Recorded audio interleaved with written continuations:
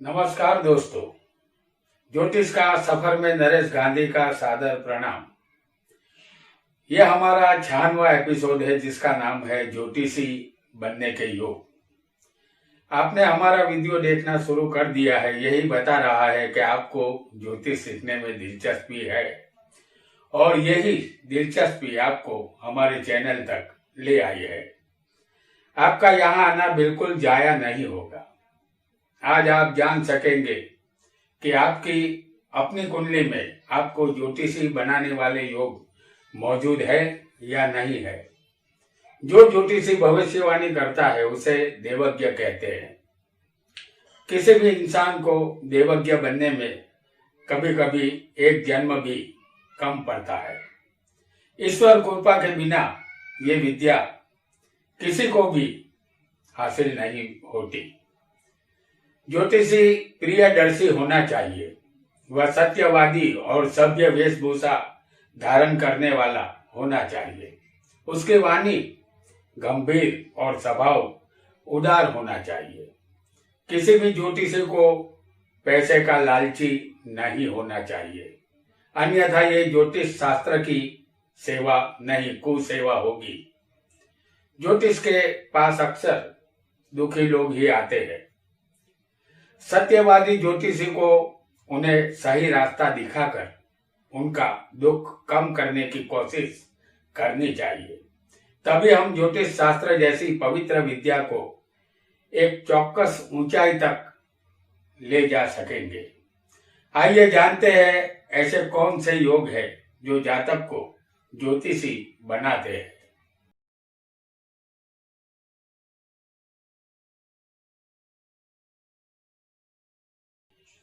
इस कुंडली में कोई भी राशि हमने नहीं लिखी है, सिर्फ लग्न लिखा है। आज हम आपको सबसे पहले बताएंगे मिथुन लग्न। बुध चौथे स्थान में हो, जैसे हम आपको दिखा रहे हैं बुध।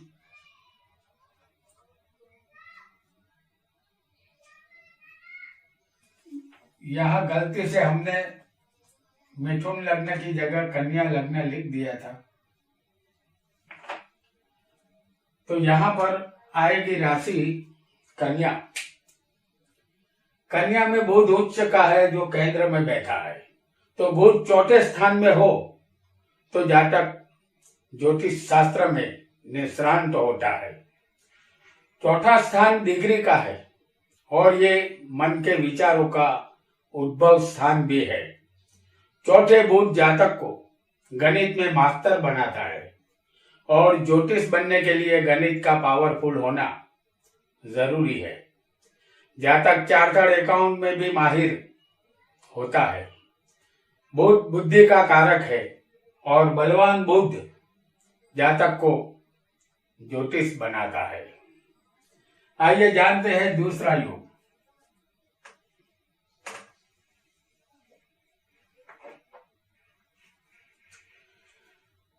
सूर्य बुध और राहु जैसे पांचवें स्थान में हो, यहां हम आपको दिखा रहे हैं सूर्य बुध और राहु अगर पांचवें होंगे तो जातक ज्योतिष विद्या में पारंगत बनता है। अगर ऐसा नहीं होगा तो जातक जहरीली दवाओं का वैद्य या डॉक्टर होता है। पांचवा स्थान विद्या का है और एजुकेशन का है। ज्योतिष एक विद्या है। सर्वप्रथम ये विद्या ब्रह्मा जी ने सूर्य को दी थी और बिना बुद्धि के कोई भी विद्या ग्रहण नहीं की जा सकती। सूर्य बुधादित्य योग जो यहां पर हम दिखा रहे हैं आपको, जातक की बुद्धि तिरक्षण बनाता है और साथ में राहु तमाम जादूगरी विद्याओं के मालिक है। परिणाम स्वरूप जातक को ज्योतिष विद्या का ज्ञान मिलता है, क्योंकि तमाम जादूगरी विद्या राहु के हस्तगत है। बुध बुद्धि है और ब्रह्मा ने सर्वप्रथम ज्ञान सूर्य को दिया था ज्योतिष का। और पांचवा स्थान जो है वो शिक्षण का है, एजुकेशन का होने की वजह से जो कोई भी विद्या हो, चाहे आप कॉलेज की विद्या हासिल करें या यूनिवर्सिटी से, लेकिन अगर ज्योतिष भी एक विद्या है तो ये यहीं से हासिल होती है, इन तीन ग्रहों के साथ में होने पर। आइए आगे बढ़ते हैं।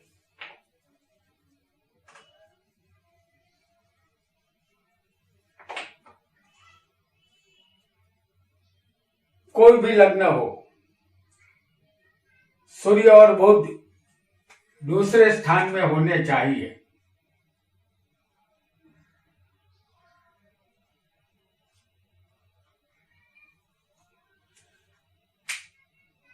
ये स्थान भी विद्या का ही है।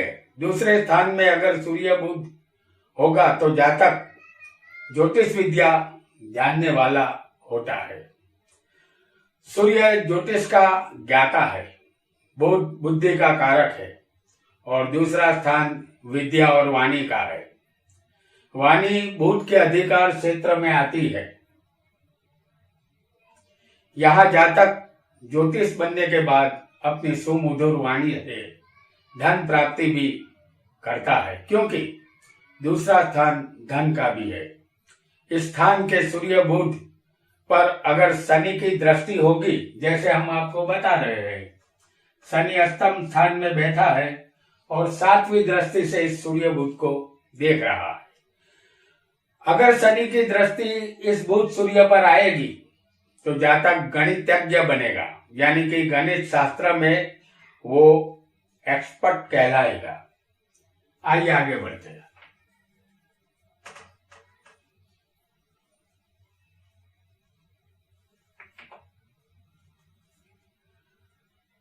सूर्य मंगल दूसरे स्थान में हो, जैसे हम यहां दिखा रहे हैं आपको,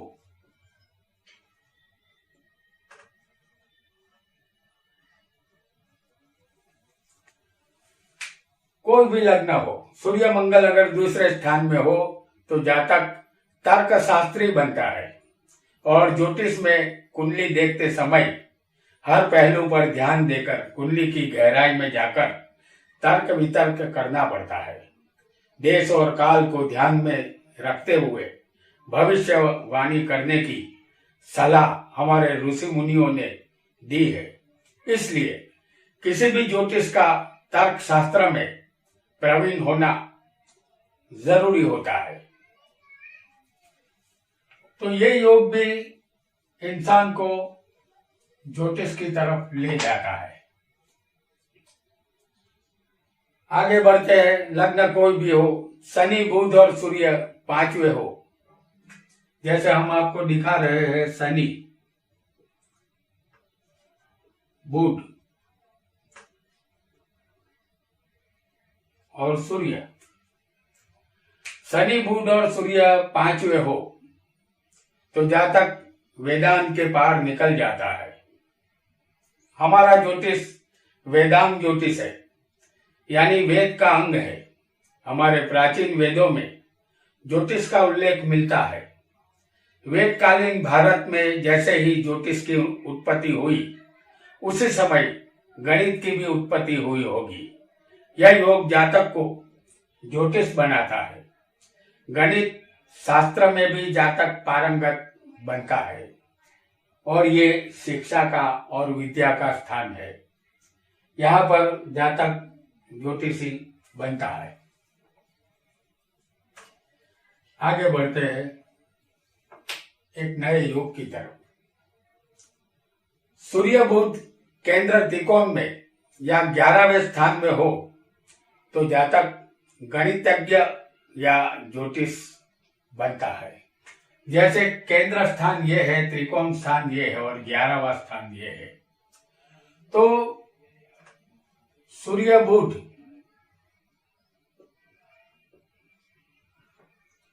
केंद्र में होने चाहिए।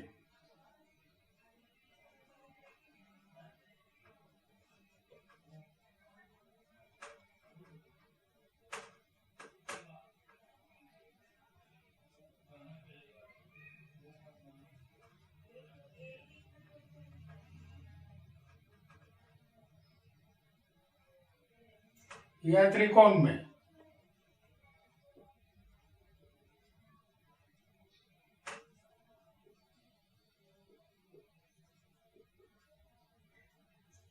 या 11 में।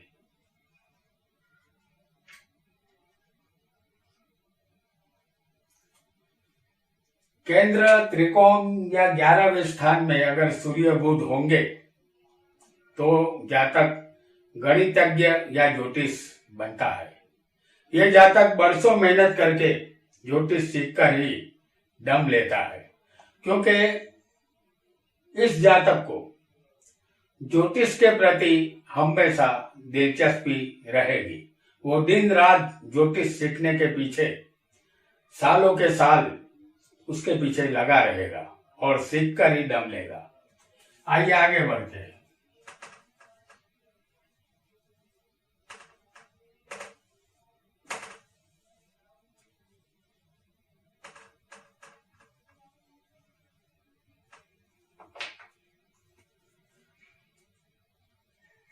बुध त्रिकोण में और दूसरे का मालिक केंद्र या त्रिकोण में बलवान हो तो जातक ज्योतिष बनता है। जैसे त्रिकोण स्थान ये है, हम आपको दिखा रहे हैं। बुध त्रिकोण में होना जरूरी है। बुध त्रिकोण में और दूसरा स्थान ये है, इसका मालिक केंद्र या त्रिकोण में बलवान होना चाहिए। तो यहां पर हम आपको कन्या राशि का बुध बता रहे हैं।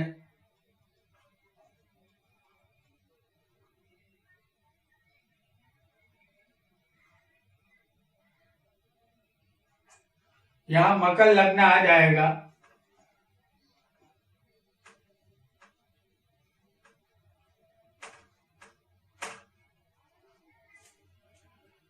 तो दूसरे का मालिक जो शनि है वो केंद्र त्रिकोण में बलवान होना चाहिए। तो शनि तुला में उच्च का होता है और बुध त्रिकोण में बैठा है। समझ लीजिए कि बुध यहां पर है, ये कन्या में बलवान है और शनि उच्च का है केंद्र में। तो ये योग भी ज्योतिष बनाता है, क्योंकि बुध 9वें है और 10वें स्थान में शनि होगा तुला राशि में। तो ये योग ज्योतिष बनाने वाला योग है। तो दोस्तों, आज हमने ज्योतिषी बनाने वाले योगों को जाना और समझा।